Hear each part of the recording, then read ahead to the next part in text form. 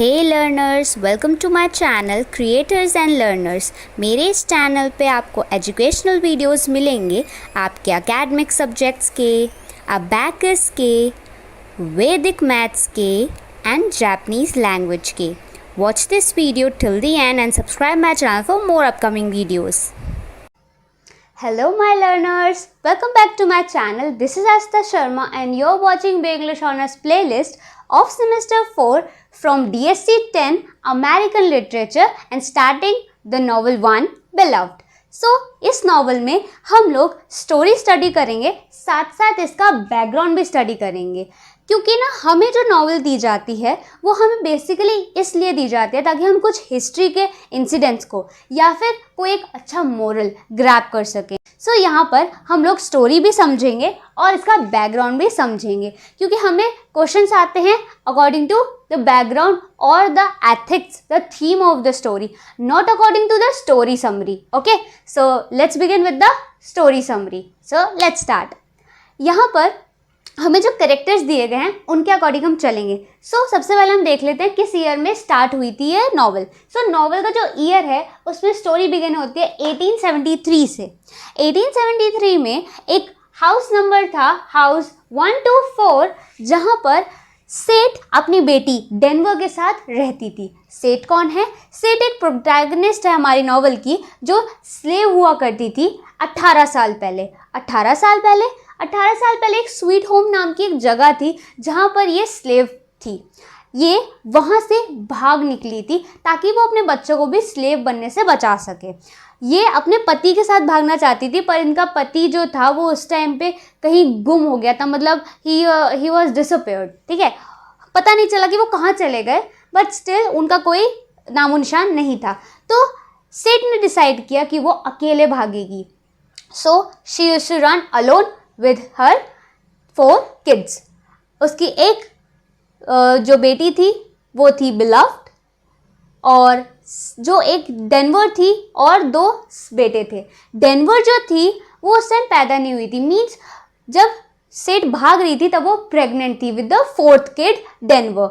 यहाँ पर जब वो भाग रही थी ना, तब वो उसी टाइम में उसकी डिलीवरी हुई थी। मतलब जब वो स्केप कर रही थी उस स्वीट होम से जहाँ वो स्लेव थी, वहाँ से जब स्केप कर रही थी तभी उसकी डिलीवरी हुई थी बाय अ वाइट वुमन, मतलब कि एक अमेरिकन लेडी थी वो, एमी डेनवर के द्वारा। वो बहुत काइंड एंड स्वीट लेडी थी, उसने ही सेठ की डिलीवरी करी थी और तभी सेठ ने उनके ही नाम पर अपनी बेटी का नाम रखा डेनवर।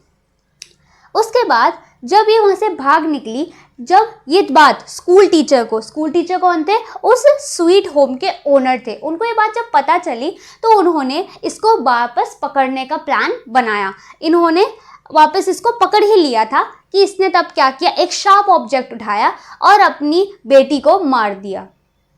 ठीक है, जो डेनवर से पहले पैदा हुई थी। ठीक है, उसका कोई नाम नहीं था, पर यहाँ पर हमें नॉवल में उसका एक नाम है बिलव्ड।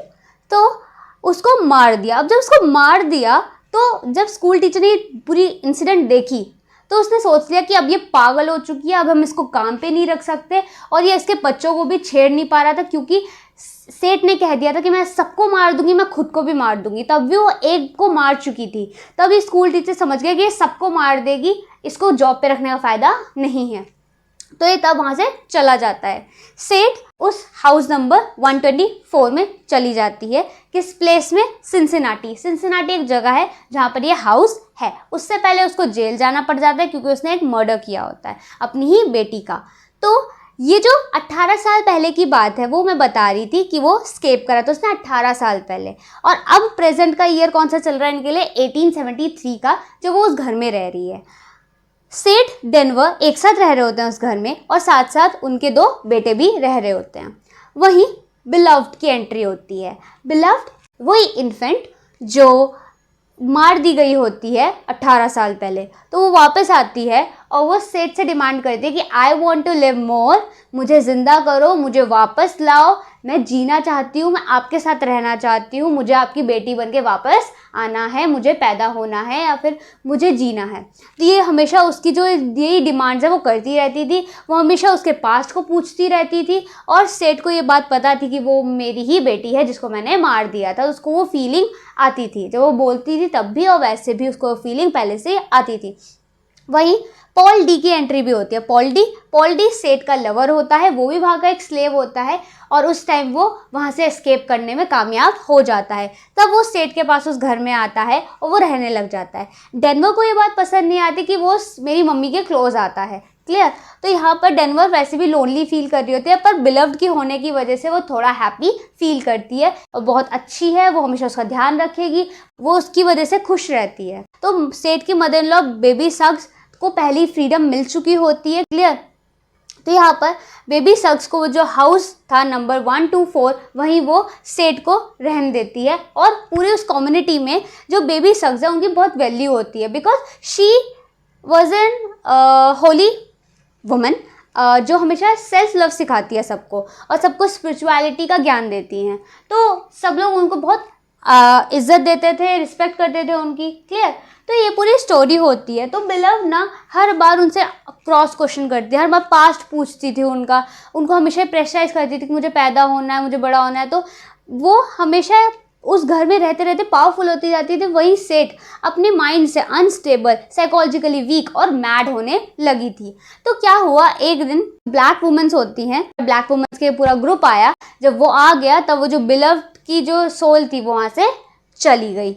तब सेठ जो थी वो दुखी भी हो गई क्योंकि उनकी बेटी चली गई, ठीक है, और साथ साथ वो पागल भी हो चुकी थी क्योंकि उसके इतना ज़्यादा प्रेशराइज करने की वजह से, इतना बोलने की वजह से, ठीक है, वो पागल भी हो चुकी थी। तब पॉल डी आते हैं और पॉल डी कहते हैं कि मैं तुम्हें संभाल लूँगा और डेनवर को भी। तब सेठ, डेनवर और पॉल डी एक हैप्पी लाइफ जीते हैं। तो यहाँ पर ये पूरी स्टोरी ऐसे कंप्लीट होती है। अब आप ये देखो कि यहाँ पे जो एक गोस्ट वाली अपीयरेंस की बात करी गई है वो उस चीज़ की बात करी गई है कि जो एक बर्डन था किसी पे, मतलब कि अगर आप देखो, अगर आप किसी चीज़ में गिल्ट में होते हो, ग्रीफ में होते हो, तब आप उस चीज़ को फील करने लग जाते हो कि वो चीज़ें आपके आसपास हो रही हैं। आपको उस चीज़ की वजह से इतना गिल्ट होने लग जाता है कि आप उस चीज़ को अपने अपने सामने अपीयर करने लग जाते हो, साइकोलॉजिकली आप लोग अनस्टेबल हो जाते हो। तो वही चीज़ इनके साथ हो रही थी, सेठ के साथ, क्लियर। तो यहाँ पर इस नॉवल का आधार क्या था हमारे लिए, सिविल वॉर जब 1865 में ख़त्म हो गई थी, ये उसके बाद की स्टोरी है। तब उसमें दिखाया गया था कि जो अफ्रीकन्स थे उनको एज स्लेव बनाकर गुलामी के लिए अमेरिकन्स अमेरिका ले जाया करते थे। साथ साथ वो ये भी बताते हैं कि कैसे वुमेन का इतना अब्यूज़ होता था, सेक्सुअली उनको असॉल्ट किया जाता था, उनके साथ मिसबिहेव किया जाता था। उसी से बचाने के लिए सेठ एज ए मदरहुड फीलिंग वो अपने बच्चों को बचाने के लिए इस हद तक जाती है कि वो एक को मार भी देती है ताकि बच्चे बच जाएं, ताकि वो स्लेव ना बन पाएं, क्लियर। अब तो वो एक बर्डन उसके ऊपर ब्रुटैलिटी का, निर्दयता का उस पर हावी हो जाता है कि उसने अपनी ही बेटी को कैसे मार दिया, क्लियर। यहाँ पे बिलव्ड तो अपनी माँ से जुड़ी हुई होती है, एक इन्फेंट अपनी माँ से अटैच होता है, तो इन्फेंटल उसको अटैचमेंट अपनी मदर से होती है बिलव्ड को, तभी वो वापस आती है और उससे वो डिमांड करती है। फिर पास्ट मेमोरीज और बर्डन्स, पास्ट मेमोरीज उसको हमेशा पिन करते हैं, उसको हमेशा एग्जॉस्ट करता है, वो उन चीज़ों को याद करना भी नहीं चाहती। सो अगर जैसे हमारे साथ जो हमने पढ़े अपनी इंडियन हिस्ट्री में जलियांवाला बाग पढ़ा, तो जिन लोगों ने वो चीज़ सफ़र करी है उनको अभी भी गूज़बम्स आते हैं, उनको अभी भी उस चीज़ का फेयर लगता है। वो क्या चाहता है कि वो इन मेमोरीज़ को भुला दें। वैसे ही जैसे ब्लैक पीपल्स अपनी मेमोरीज़ भुला देना चाहते हैं उन पास्ट की, जब इन्होंने इतना गंदा सफ़र किया था स्लेवरी के टाइम पे। वहीं जहाँ पे एक किलिंग ऑफ इन्फेंट, बिलव्ड की किलिंग को किस तौर पे एक्सप्रेस किया गया है, ब्लैक पीपल्स की डेथ और फॉरगेटन पर, मतलब कि उनको भुला भी दिया गया और उनकी मौत भी हुई, जिनमें से कईयों के नाम भी नहीं पता था, अननेम्ड रह गए वो। तो स्लेवरी यहाँ पे दी हुई है एज ए थीम और importance of family and community, किसकी, ब्लैक पीपल्स की।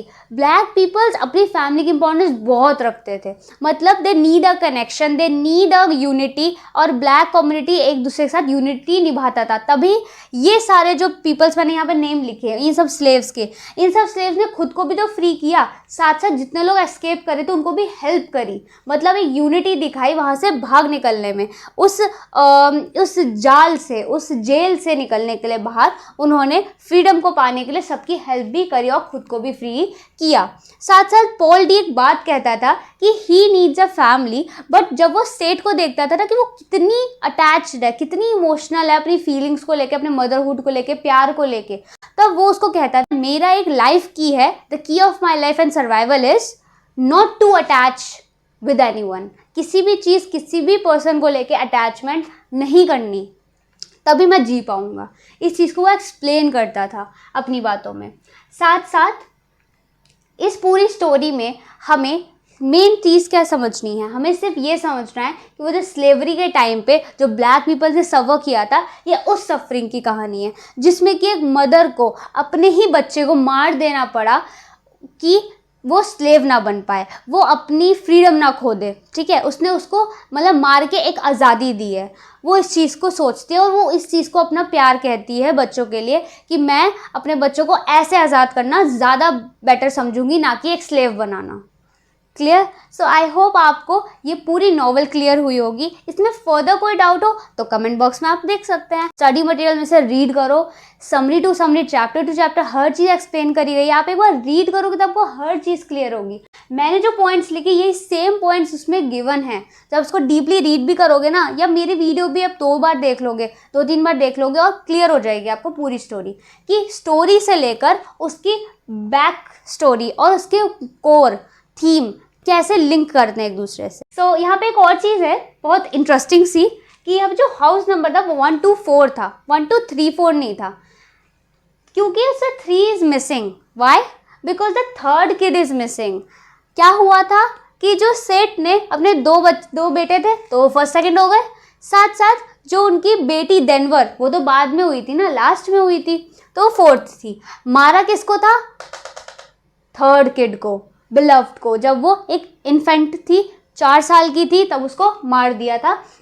वही थर्ड पीस मिसिंग था, इसलिए हाउस का नंबर 1 2 4 था। तो ये थी पूरी story. I hope you are like this story and subscribe my channel for more upcoming videos. Bye bye everyone and take a screenshot of this. Okay, bye bye.